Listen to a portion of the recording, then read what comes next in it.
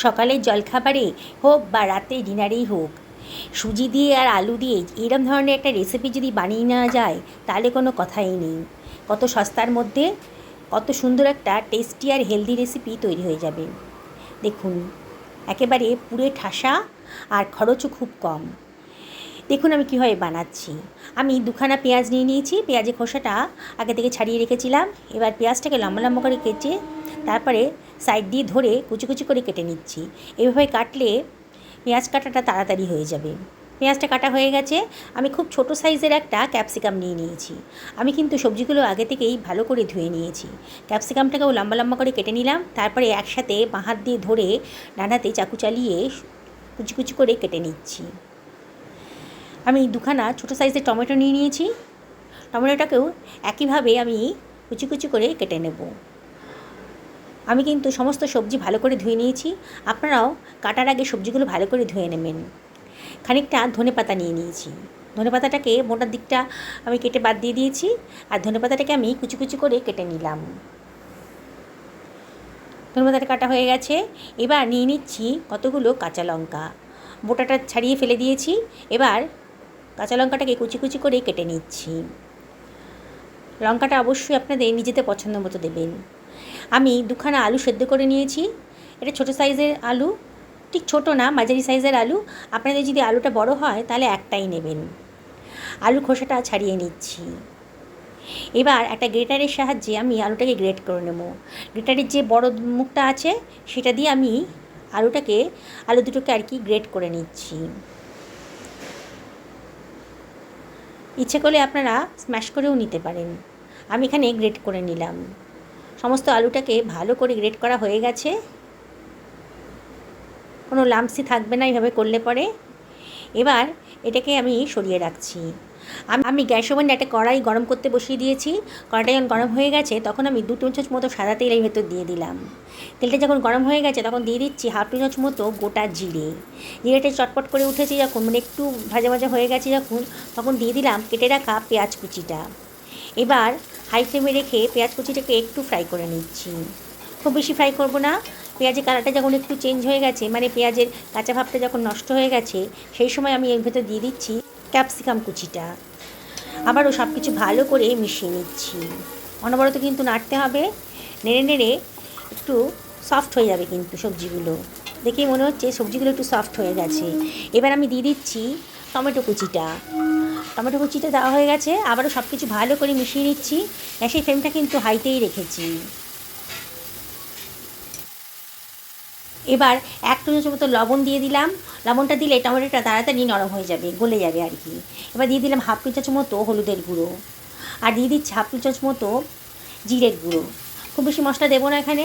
দিয়ে আবারও সব কিছু ভালো করে মিশিয়ে নিচ্ছি। এবার এর ভেতরে আমি দিয়ে দিচ্ছি 1/4 চামচ মতো লঙ্কার গুঁড়ো। আগেই বলেছি লঙ্কাটা নিজেদের পছন্দ মতো দেবেন। বাচ্চাদের জন্য বানালে পরে লঙ্কাটা একেবারেই কমিয়ে দেবেন কিংবা অ্যাভয়েড করবেন। দেখুন মশলাটা কিন্তু ভালো মতন কষানো হয়ে গেছে। এইবার আমি সিদ্ধ করে রাখা আলুটা দিয়ে দিলাম এর ভেতরে। এবারে সব কিছু ভালো করে মিশিয়ে নিচ্ছি। অনবরত কিন্তু নাড়তে হবে, নাহলে কিন্তু পোড়া লেগে যাবে। সব কিছু ভালো করে মিশিয়ে নিচ্ছি। মশলাগুলোর সাথে আলু সেদ্ধটা ভালো করে মেশানো হয়ে গেছে। দেখুন খুব ভালো করে মিশিয়ে নিয়েছি। এবার আমি দিয়ে দিচ্ছি 1 চামচ মতো ভাজা মশলা। গোটা জিরে, গোটা ধনে, গোটা শুকনো লঙ্কা আর গোলমরিচটাকে ড্রাই রোস্ট করে গ্রাইন্ড করে নিয়েছিলাম। এটাই হচ্ছে ভাজা মশলা। দিয়ে দিলাম কতগুলো কাঁচা লঙ্কা কুচি আর ধনেপাতা কুচি। খুব সুন্দর একটা টেস্ট আসবে। আবারও সব কিছু ভালো করে মিশিয়ে নিচ্ছি। অনবরত কিন্তু নাড়তে হবে।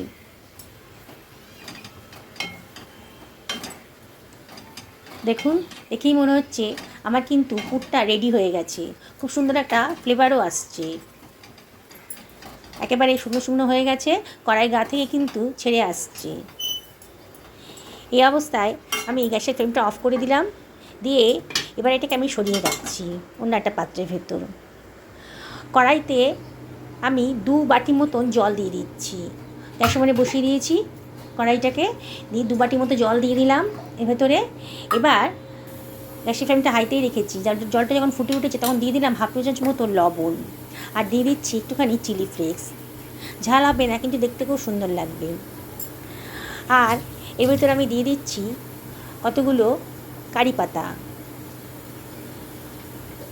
আর দিয়ে দিচ্ছি খানিকটা ধনেপাতা কুচি। আপনাদের কাছে কারি পাতা থাকলে দেবেন, না দিলেও কোনো অসুবিধা নেই। জলটা বেশ ফুটে উঠেছে, সব কিছু ভালো করে মিশিয়ে দিচ্ছি।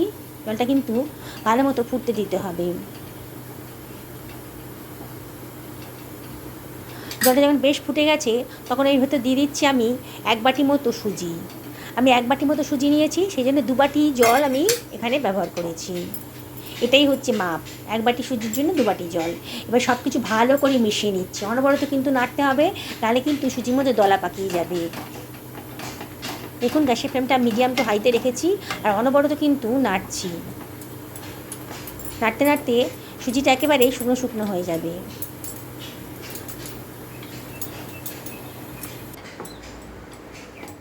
সুজিটা কিন্তু বেশ শুকনো শুকনো হয়ে গেছে, আরও একটু শুকিয়ে নিতে হবে। অনবরত নেড়ে নেড়ে সুজিটাকে একেবারে শুকিয়ে নিতে হবে। দেখুন সুজিটা কিন্তু বেশ শুকিয়ে গেছে, আর কড়াই গা থেকে কিন্তু ছেড়ে আসছে। বোঝা যাচ্ছে এটা হয়ে গেছে, ডোটা তৈরি হয়ে গেছে। এবার এটাকে আমি গ্যাসের ফ্লেমটা অফ করে অন্য একটা পাত্রের ভেতর রেখে দিচ্ছি, একটু ঠান্ডা করতে দেবো, খুব বেশি ঠান্ডা করা যাবে না। এবার এর ভিতরে দিয়ে দিচ্ছি 1 চামচ মতো সাদা তেল, দিয়ে এবার একটু গরম অবস্থাতেই কিন্তু হাত দিয়ে ভালো করে চটকে চটকে মেখে নিতে হবে। যেমন করে আমরা রুটির আটা মাখি সেইভাবেই এটাকে মেখে নিতে হবে, আর এটা একটু গরম অবস্থাতেই করতে হবে, খুব বেশি গরম না, মানে হাতে ধরতে পারবো সেরকম গরম। এইভাবে আমি খুব ভালো করে সুজির ডোটাকে মেখে নেব। দেখুন মাখতে মাখতে কিন্তু অনেকটা স্মুথ হয়ে গেছে, দেখেই মনে হচ্ছে যে সুজির ডোটা কিন্তু খুব স্মুথ হয়ে গেছে।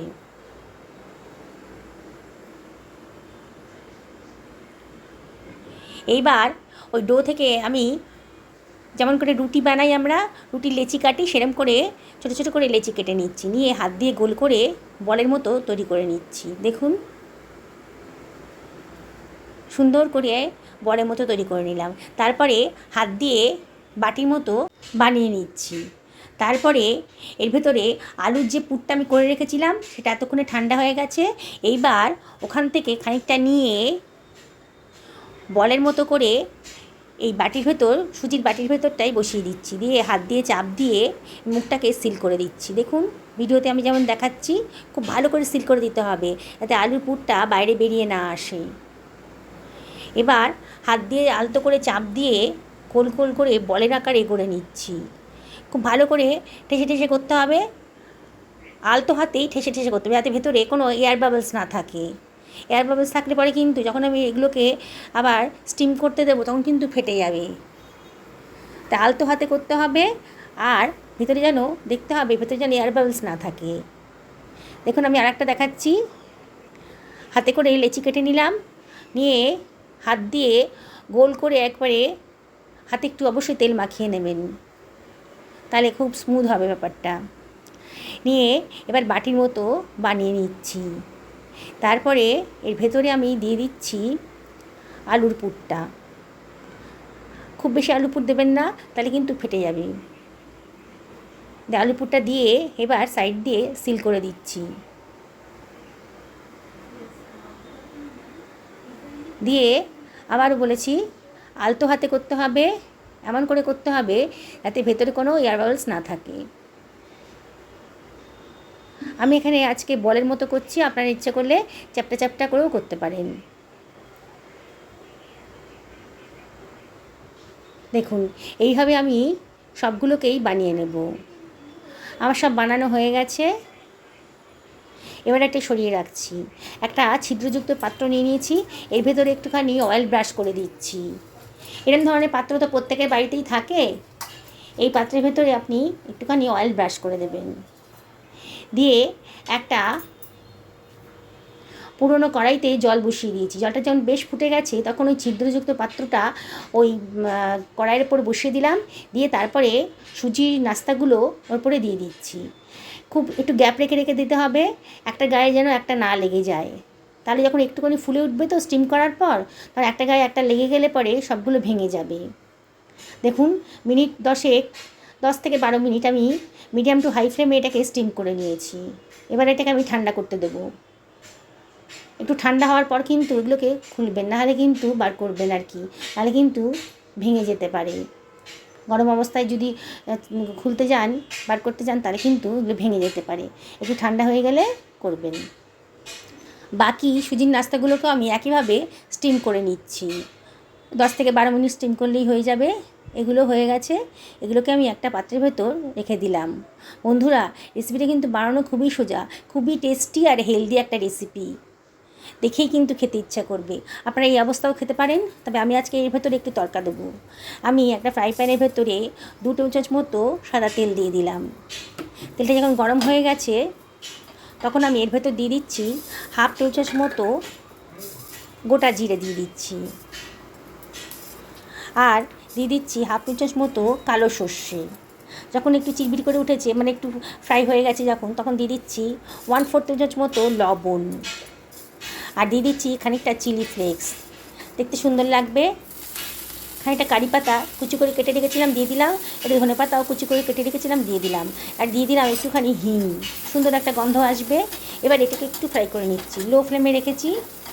এবার সুজির নাস্তাগুলোকে আমি দিয়ে দিচ্ছি ভেতরে। সবগুলো একসঙ্গে দিতে পারবো না, আমার প্যানটা ছোট আছে, তাই যতগুলো ধরবে ততগুলো দিলাম। দিয়ে একটু টস করে নিচ্ছি, একটু নাড়াচাড়া করে নিতে হবে, যাতে একটা গায়ে একটা না লেগে যায়। এবার ফ্লেমটাকে আমি মিডিয়াম টু হাইতে করে দিয়েছি, দিয়ে নাস্তাগুলোকে এবার একটু ওলটপালট করে দেবো। এটা এই তরকাটা না দিলেও কিন্তু আপনারা খেতে পারবেন, একেবারে অয়েল ফ্রি হবে, স্বাস্থ্যের পক্ষে খুবই ভালো। তবে এরম করে যদি বানান তাহলে কিন্তু একটু টেস্টি হবে। অনবরত নাড়াচাড়া করে করে এগুলোকে একটুখানি ফ্রাই করে নিচ্ছি, চামচ দিয়ে ওলটপালট করে নিচ্ছি। দেখুন দেখতে কত সুন্দর লাগছে। বন্ধুরা, রেসিপিটা যদি ভালো লাগে তাহলে একটা লাইক করবেন, আর কমেন্ট করে জানাবেন যে আপনাদের কেমন লাগলো। আর যেসব বন্ধুরা আজকে আমার চ্যানেলে প্রথম দিন, তাদেরকে রিকোয়েস্ট করব আমার চ্যানেলটা সাবস্ক্রাইব করার জন্যে। যদি ফেসবুক থেকে দেখেন তাহলে রিকোয়েস্ট করব আমার পেজটা ফলো করার জন্যে। দেখুন আমার কিন্তু এগুলো বেশ ফ্রাই হয়ে গেছে, সুন্দর একটা কালার এসে গেছে সুজির নাস্তাগুলোর ওপর। এবার এটাকে আমি সরিয়ে রাখছি, বাকি নাস্তাগুলোকেও একইভাবে আমি একটু ফ্রাই করে নেব। বন্ধুরা, আমি আপনাদেরকে একান্তভাবে রিকোয়েস্ট করছি, একদিন অন্তত এইভাবে বানিয়ে খান। নানান ধরনের রেসিপি তো আপনারা বানান ব্রেকফাস্টের জন্যে, একদিন অন্তত এই রেসিপিটা বানান। বাড়ির ছোটরা খুব পছন্দ করবে, দেখেই খেতে ইচ্ছে করছে। দেখুন দেখতে কত সুন্দর হয়েছে, বড়রাও খুব পছন্দ করবে। আর বাড়িতে যদি কোনো বয়স্ক মানুষ থাকেন, এই নরম তুলতুলে রেসিপিটা তাদেরও খুব পছন্দ হবে। দেখুন দেখতে কত সুন্দর লাগছে। আমি একটা সার্ভিং প্লেটের উপর এগুলোকে সাজিয়ে দিচ্ছি। কি দেখেই খেতে ইচ্ছে করছে না, এত সুন্দর দেখতে হয়েছে। আপনারা এটা একটু টমেটো সসের সঙ্গে খেতে পারেন, কিংবা একটু স্যালাডও করে নিতে পারেন। এটা শুধু শুধুও খাওয়া যায়, ভেতরে তো আলুর পুর আছে। দেখুন কত সুন্দর দেখতে লাগছে, আমি সামনে নিয়ে এসে দেখাচ্ছি। কি দেখেই খেতে ইচ্ছে করছে না। আমি একটা ভেঙে দেখাবো আপনাদেরকে, হাত দিয়েই তো বোঝা যাচ্ছে কতটা সফট হয়েছে। আর দেখুন ভেতরে পুরে ঠাসা, খুব সামান্য তেলে এটা বানানো হয়েছে, তাই যথেষ্ট হেলদিও হয়েছে। টেস্টি আর হেলদি রেসিপিটা অবশ্যই বাড়িতে একদিন বানান। সকালে ভালো থাকুন, এই কামনাই করি।